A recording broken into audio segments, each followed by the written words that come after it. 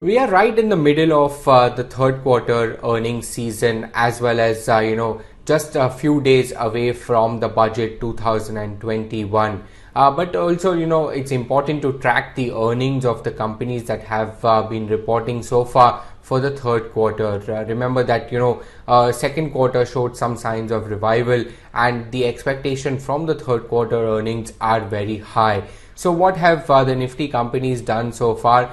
First and foremost, let me highlight that there are 16 Nifty companies that have reported their earnings so far, and you have the EPS estimate that has been on the higher side from the analyst community. At the start of the quarter, which is the third quarter FY21, we were working with an EPS estimate of about 127.5 rupees, which was further upgraded towards the end of the third quarter to 130.6, and currently the EPS estimate stands at about 136 rupees.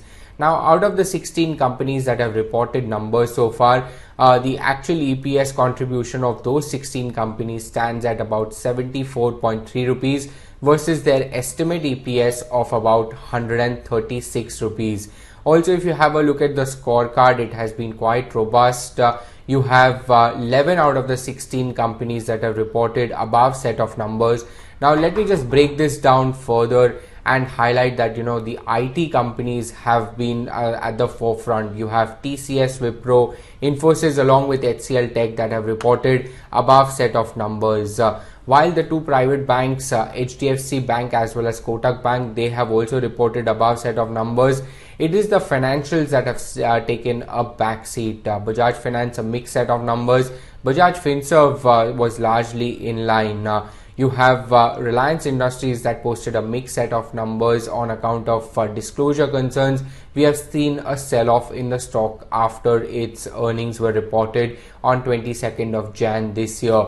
On Monday itself, the stock corrected more than 5%, and it was the highest contributor towards the Nifty's decline. Today as well, we are seeing about 2% decline for the stock, nudging 1900 rupees for the stock price itself, while you have some of the other numbers which are the old economy stocks like L&T as well as Ultratech Cement that reported above set of numbers, along with JSW Steel as well.